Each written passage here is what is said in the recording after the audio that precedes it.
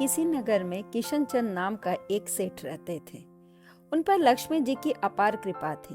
व्यापार दिन दूनी रात चौगनी तरक्की कर रहा था। किशनचंद अत्यंत दयालु थे। पूरे नगर में उनका सम्मान था। किशनचंद के दो छोटे भाई थे, पूरनचंद और लक्ष्मीचंद। तीनों भाइयों के स्वभाव में अंतर था। पूरनचंद बहुत धार्मिक प्रवृत्ति का व्यक्ति था। हर समय साधु महात्माओं के साथ लगा रहता था। सबसे छोटा भाई लक्ष्मीचंद राग रंग में तल्लीन रहता था। व्यापार का सारा भार किशनचंद की ही संभाल रहे थे। दोनों छोटे भाई व्यापार में कोई रुचि नहीं लेते थे। उन्हें तो बस अपने खर्चे से मतलब था। किशनचंद स्नेह से वशीभूत उनसे कुछ कह नहीं पाते थे। इस प्रकार पूरा परिवार सुख चैन से रह रहा था। किशनचंद सरल स्वभाव के व्यक्ति थे। पत्नी पार्वती अक्सर उनसे कहती, आप अपने भाइयों से कुछ कहते क्यों नहीं हैं? अब उन्हें व्यापार में हाथ बटाना चाहिए। यूं ही घूमते रहते हैं दोनों। आप अकेले कब तक इतना बोझ उठाएंगे? किशनचंद हंसकर उत्तर देते, मेरी छत्र छाया में मौज कर लेने दो, वक्त आएगा सब ठीक हो जाएगा। पार्वती उदास स्वर में कहती, हमारा कोई बेटा भी तो नहीं है जो हमारे बुढ़ापे में सहायता कर सके। बेटी अलका भी छोटी है, फिर वह पराए घर की अमानत है। आपका स्वास्थ्य दिन प्रतिदिन गिरता जा रहा है। अरे चिंता क्यों करती हो भगवान? हमारे बेटा नहीं है तो क्या हुआ? मुनीम जी का बेटा हरीश तो है, वो बहुत होशियार है। शहर से बहुत पढ़ लिख कर आया है। वह हमारा व्यापार अच्छी तरह संभाल रहा है। मुनीम जी हमारे पुरखों के जमाने से हमारे साथ हैं। अब उनका बेटा सेवा करेगा। मुझे बहुत अच्छी सलाह दे रहा है। कहता है कपड़े की मिल खोल लो। मेरा इरादा है उसकी बात मान लो। पार्वती ने चेतावनी देते हुए कहा, मिल के चक्कर में मत पड़ो। आढ़त का काम ही काफी है तुम्हारे लिए। मेरी सलाह मानो तो हरीश की बातों में मत आओ। मुझे तो वो बहुत चालाक लगता है। लेकिन किशनचंद पर तो मानो हरीश ने जादू कर रखा था। उन्होंने मिल का काम शुरू करा दिया। वह हरीश के ऊपर अटूट विश्वास करते गए और हरीश मिल में रुपए लगाता रहा। यहाँ तक कि लोगों से उधार भी करना पड़ा। किशनचंद की समाज में साख थी, इसलिए उधार लेने में कोई कठिनाई नहीं हुई।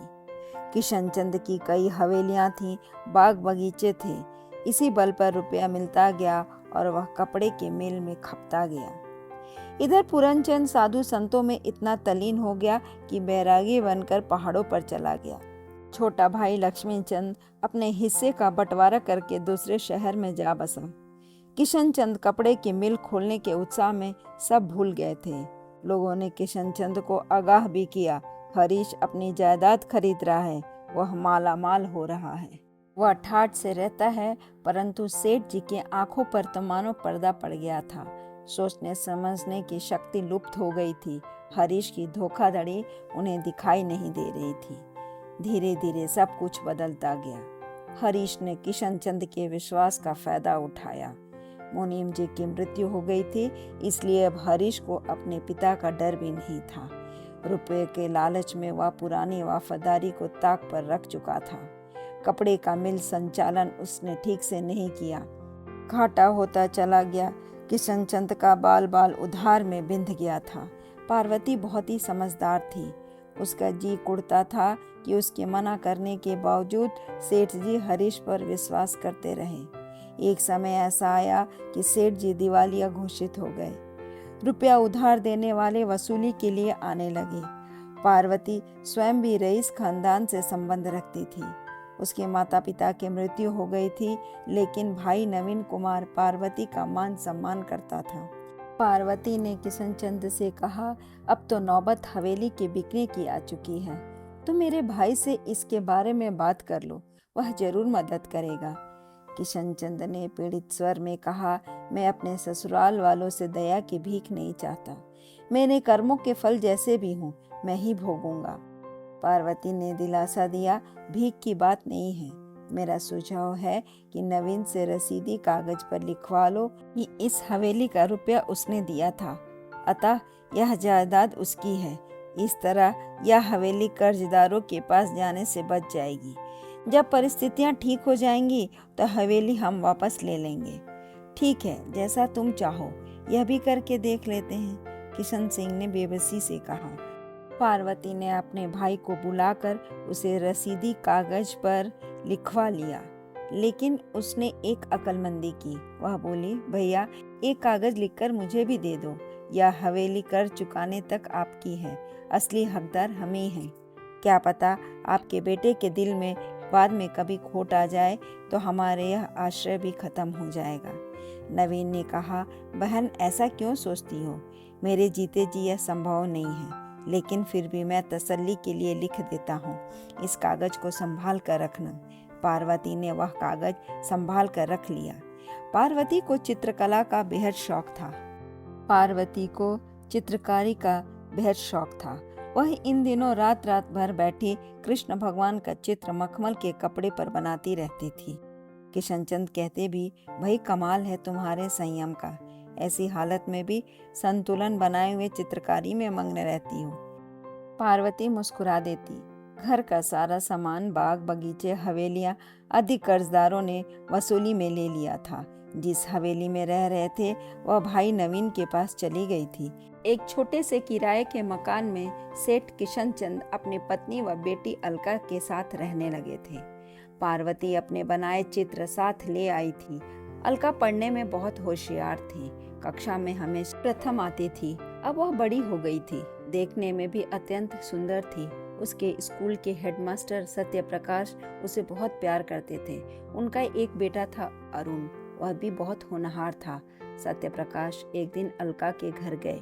उसकी माँ से बोले, बहन जी आपकी बेटी हमें बहुत पसंद है, क्या आप इसे हमारे घर की लक्ष्मी बनाएंगे?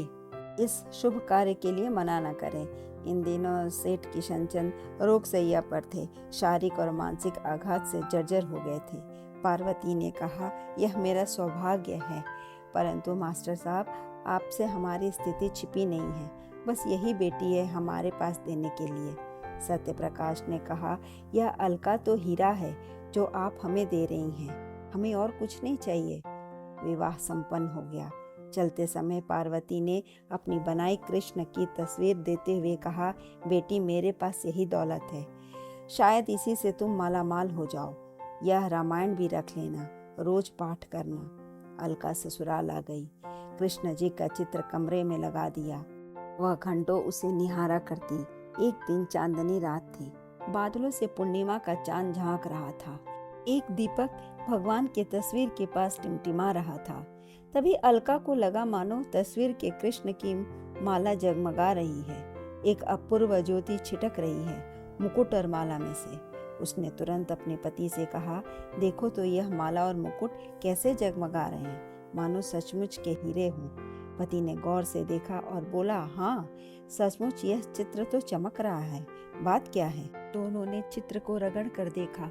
मोती और उसमें लगे नगों के ऊपर से कुछ रंग छूटा। अब तो वे और भी चमचमाने लगे। अरुण ने एक दो नग निकाले और अगले दिन जौहरी को दिखाया। जौहरी ने कहा, ये तो बड़े कीमती हैं। वह खुशी से उछलता हुआ घर आया। अलका से बोला, कमाल की बात है, इतने सारे हीरे मोती इस चित्र में जड़े हुए हैं, यह कैसे संभव हुआ? क्या तुम्हारी माँ को पता नहीं था? अलका बोली, मेरी माँ ने ही तो यह चित्र बनाया था। मैं जब छोटी थी तो देखती थी, वह रात रात भर इसे बनाती रहती थी। मैं पास जाती तो मुझे मना कर देती, कहती थी तुम जाओ, मुझे जिज्ञासा होती थी, पर उन्होंने कभी पास नहीं आने दिया। चलो अब चलकर माँ से पूछते हैं रहस्य क्या था। अलका और उसका पति माँ के पास गए। तब माँ ने हंसकर बताया, बेटी ये हीरे मोती तुम्हारे लिए ही मैंने इस चित्र में छिपा कर रखे थे। बात यह थी कि घर का सारा सामान बिक रहा था। कृष्ण भगवान का चित्र पूजा के सामान के साथ मैंने बचा कर रख लिया। किसी को शक न हो इसलिए हीरे मोतियों पर मैंने कुची से रंग कर दिया था। मैं तुम्हारे विवाह पर भी यह भेद नहीं खोलना चाहती थी। मैं तुम्हारी परीक्षा ले रही थी, तुम में कितनी खोज करने की शक्ति है। याद है मैंने तुमसे कहा था भगवान तुम्हें मालामाल कर देंगे। अभी तो एक आश्चर्य और छिपा है जो तुम्हारे काम का होगा। वह क्या है माँ? हैरानी से अलका ने पूछा। जरा अपनी रामायण के ऊपर के गत्ते को खोल कर देखना, उसमें तुम्हारे मामा जी का लिखा मकान का कागज है। तुम्हारे मेरे भाई ने हमारी हवेली पर कब्जा कर लिया था। तुम्हारे मामा जी की मृत्यु के बाद उसकी नीयत बदल गई थी। तब न तो मौका था दावा करने का और न हमारे पास इतने रुपये थे जो अदालत का द्वार खटखटाते। तुम्हारे पिताजी रोगशैया पर थे, इसलिए कुछ करने की इच्छा भी नहीं थी। हमने तो अपनी जिंदगी गुजार ही ली। अब तुम लोग ही हवेली के लिए मुकदमा लड़ सकते हो। ये हीरे मोती तुम्हारे काम आएंगे। सेठ किशन चंद ये सब बातें बड़े गौर से सुन रहे थे। वह प्रसन्नता से बोले, शाबाश है पार्वती, तुमको इतने बड़े भेद इतने दिन तक छिपा रखे थे जो मुझे भी नहीं बताए। धन्य है तुम्हारी शक्ति और सूझबूझ। अरुण ने मामा जी के बेटे पर मुकदमा कर दिया। अंत में विजय हासिल हुई। सत्यप्रकाश ने बहुत ही विनय पूर्वक कहा, सेठ जी, इस हवेली में रहने का आपका हक बनता है। आप चलकर इसे गुलजार कीजिए। सेठ किशनचंद और पार्वती फिर से उस हवेली में सुख से रहने लगे। धन्यवाद। कहानी अच्छी लगे तो लाइक करें, सब्सक्राइब करें, शेयर करना ना भूलें।